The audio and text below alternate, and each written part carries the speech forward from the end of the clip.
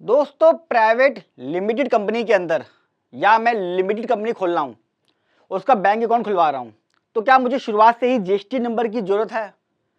और जीएसटी के लिए कौन कौन से डॉक्यूमेंट लगेंगे और जीएसटी नंबर लेना कहाँ है, कॉर्पोरेट ऑफिस का या जो मेरा रजिस्टर्ड ऑफिस है एमसीए में वहां पर? सबसे क्रिटिकल क्वेश्चन, जब मैं कंपनी बनाता हूँ मेरे दो पॉइंट होते हैं, क्या आप रजिस्टर्ड ऑफिस क्या रखोगे और जीएसटी नंबर कहाँ का लोगे और कब लोगे? क्लाइंट भी पूछता है और मैं भी जरूर पूछता हूँ। प्राइवेट लिमिटेड कंपनी को लेकर मैंने सीरीज बना रखी है, एक एक चीज आपको उसमें मिल जाएगी। बैंक अकाउंट कैसे खोलना है, कंपनी कैसे बनती है, कागज क्या चाहिए, डायरेक्टर में शेयर होल्डर में क्या फर्क है, एवरीथिंग। आप एक्सपर्ट सीए सचिन बन जाओगे अगर आपने सारी वीडियो देख ली। तो मैंने डिस्क्रिप्शन में लिंक दे दिया है। आज की वीडियो है क्या मेरे लिए जीएसटी जरूरी है, क्योंकि एक केस आया था मेरे पास, बैंक वाला बैंक अकाउंट ही नहीं खोल रहा था, कह रहा मुझे प्राइवेट लिमिटेड कंपनी का जीएसटी नंबर आके दो तब मैं बैंक अकाउंट खोलूंगा वरना नहीं।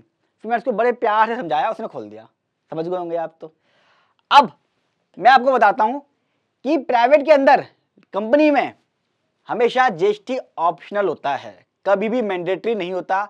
आपका जीएसटी मैंडेटरी है पार्टनरशिप फर्म जो बनती है और प्रोप्राइटरशिप फर्म, क्योंकि उसमें ना आपके पास कोई लीगल डॉक्यूमेंट नहीं होता। मैं कहता हूं मैं प्रोप्राइटर हूं, एक्सपर्ट सी सचिन, तो कैसे पता चलेगा? मेरा कहीं पर रजिस्ट्रेशन नहीं है, कहीं रजिस्ट्रेशन तो कराऊंगा ना। तो मैं क्या करूंगा, अपना जीएसटी लूंगा और एमएसएमई में रजिस्ट्रेशन करा लूंगा। दो डॉक्यूमेंट्स हो गए, मेरा जीएसटी रजिस्ट्रेशन हो जाएगा। पार्टनरशिप डीड में भी ऐसी है, मैंने कागज बनाया, पार्टनरशिप डीड बना ली, मेरे पास कोई लीगल डॉक्यूमेंट ही नहीं है जो गवर्नमेंट में रजिस्टर्ड हो।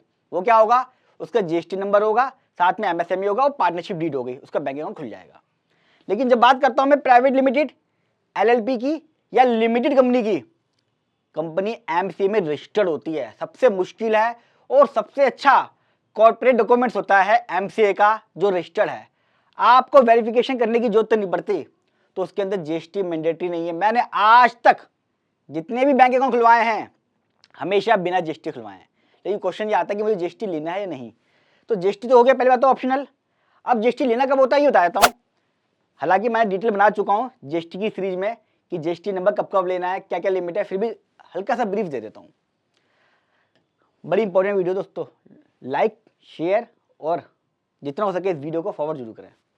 20 लाख की सर्विस अगर आप दे रहे हो तो 20 लाख तक जीएसटी लेने की जरूरत नहीं है, चाहे इंडिविजुअल्स है, पार्टनरशिप फर्म है, एलएलपी है, कंपनी है। 20 लाख की, इसे आप टर्नओवर कह सकते हो, सेल कह सकते हो या ग्रॉस रिसिप्ट कह सकते हो। एक फाइनेंशियल ईयर के अंदर 20 लाख की लिमिट है सर्विस की। सर्विस जैसे मैं चार्टर्ड अकाउंटेंट हूँ, कोई आईटी की सर्विस दे रहा है, वो सब चीज़ आती है सर्विस में, जहाँ पे माल ना ले रहे हैं ना बेच रहे हैं ना खरीद रहे हैं। वो ट्रेडिंग मतलब सेल परचेज किसी भी आइटम की 40 लाख की लिमिट है, 40 लाख तक जीएसटी नहीं लेना। आप इसे टर्नओवर कह लीजिए, सेल कह लीजिए। एक फाइनेंशियल ईयर में कुछ स्टेट ऐसे हैं वहाँ लिमिट थोड़ी सी कम है, उसके बारे में डिस्क्रिप्शन बॉक्स में दे दिया है, आप डिटेल में पढ़ लेना, वीडियो का लिंक भी डाल दिया है मैंने यहाँ पे आपको थोड़ा सा केस बताया जो मेन स्टेट है बड़े बड़े, जहाँ पे ज़्यादातर लिमिट ये वाली है। यानी कि इस लिमिट तक किसी भी केस में proprietorship firm, individuals, partnership firm, private limited, LLP limited में आपको जीएसटी नंबर लेने की जरूरत नहीं है। अच्छा ऐसे भी हो सकता है कि मेरा आइटम ऐसा है जहाँ पे मुझे जीएसटी नंबर लेना मैंडेटरी नहीं है। मैं गेहूँ बेचता हूँ, किसान हूँ, मैं कंपनी खोल ली, मैं कंपनी में काम कर रहा हूँ, तो मेरे लिए क्या ये मैंडेटरी हो गया ना? मैं तो कभी जीएसटी लूंगा ही नहीं, क्योंकि इस पर जीएसटी है ही नहीं। मैं 1 करोड़ भी कर लूँ, 10 करोड़ भी कर लूँ। उस बैंक वाले को मैंने ऐसे ही समझाया था, समझ गया था वो बहुत प्यार से, इसलिए। अब क्वेश्चन आता है कि जीएसटी तो मैंडेटरी नहीं है दोस्तों बैंक अकाउंट खोलने के लिए, लेकिन मुझे जीएसटी लेना कब है? फिर आप जब भी काम करेंगे एक प्राइवेट लिमिटेड कंपनी में, किसी तरह का भी काम करें, आपका आइटम कुछ भी हो, आपको जीएसटी दोस्तों शुरू से लेना पड़ेगा।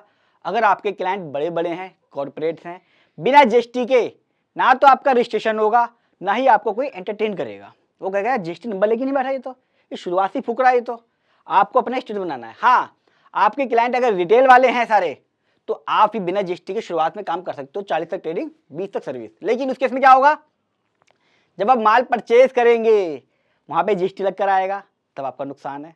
तो आपको पहले दिन से ही कंपनी में, प्राइवेट लिमिटेड में जीएसटी नंबर लेना पड़ेगा, उसके साथ ही बिलिंग करनी पड़ेगी। तो ये मैंने आपका पोर्शन कंप्लीट कर दिया। अब इंपॉर्टेंट क्वेश्चन, जीएसटी नंबर लेना कहाँ का है, कॉर्पोरेट ऑफिस का या आरओसी में जो एमसी दिखाया है? हमेशा जल्दी दोस्तों दो चीज होती हैं। जब मेरे पास कोई कंपनी बनवाने आता है, मैं पूछता हूं कि तेरा आरओसी का रजिस्टर्ड ऑफिस क्या रहेगा, और जनरली हम क्या कहते हैं, एडवाइस करते हैं, हमेशा आप अपना घर को रखो, होम, जो आपका परमानेंट एड्रेस हो। रजिस्टर ऑफिस चेंज नहीं होते। अगर मैं दिल्ली में रह रहा हूँ, मैं दिल्ली में घर है, मैं चाहूँगा कि बैंक अकाउंट वहीं खुल जाए मेरा पास में, मेरे पास जो भी लेटर वेटर है वो सब आता रहे। ऑफिस जो मैं लूँगा वो रेंट पे लूँगा, तो मैं उसको एमसी ना दिखाऊँ, कहीं को मैं चेंज करना है, कुछ करना है, मुझे दूसरे के जाना है, ऐसा भी तो सकता है। तो ज़्यादातर लोग तो आरओसी के अंदर अपना परमानेंट एड्रेस रखते हैं, वो आपका होम होता है और परमानेंट एड्रेस होता है, ये लिख दिया है मैंने। आपका जीएसटी नंबर चाहे प्रोप्राइटरशिप फर्म हो, चाहे पार्टनरशिप, एलएलपी, प्राइवेट लिमिटेड, आपको हमेशा जीएसटी नंबर वहीं का लेना है जहां पर आप काम करते हो। जीएसटी का एड्रेस कहां से होगा? कॉर्पोरेट ऑफिस का, जो कमर्शियल जगह होगी आपकी। अब जीएसटी वाले बहुत परेशान कर रहे हैं, कहते हैं हमें तो कमर्शियल जगह चाहिए। तो हमेशा जब कभी भी आप किसी से कंपनी बनवाएं या जीएसटी अप्लाई कर रहे हो, इन चीज़ों को डिसाइड कर लीजिए। हो सकता है मैं दिल्ली में रहता हूँ, मैंने अपना एमसी के अंदर रजिस्टर ऑफिस दिल्ली का अपना परमानेंट होम एड्रेस रख लिया, बैंक अकाउंट मैंने खुलवा लिया, कोई दिक्कत नहीं। नोएडा में मैं कॉल सेंटर खोल रहा हूँ, मैंने नोएडा में ऑफिस ले लिया, जीएसटी नंबर अब मैं नोएडा का अप्लाई करूंगा, रेंट एग्रीमेंट कंपनी के नाम से बनेगा, ध्यान रखना है। मैंने अलग से वीडियो बनाई है, क्या क्या डॉक्यूमेंट लगेंगे, बहुत ध्यान से देख लेना वो चीज़।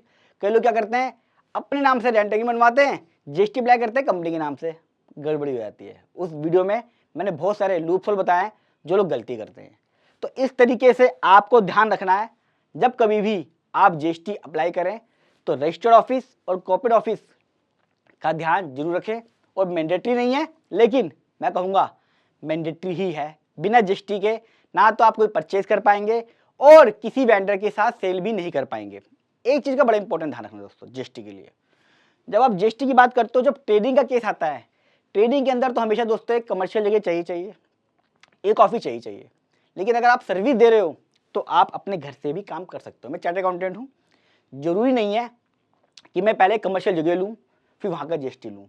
ये आपको समझना है, सर्विस के केस में आप कहीं पे बैठे बैठे भी सर्विस दे सकते हैं, तो आपका घर भी चल जाएगा। वीडियो कैसे लगी कमेंट बॉक्स में जरूर बताइएगा।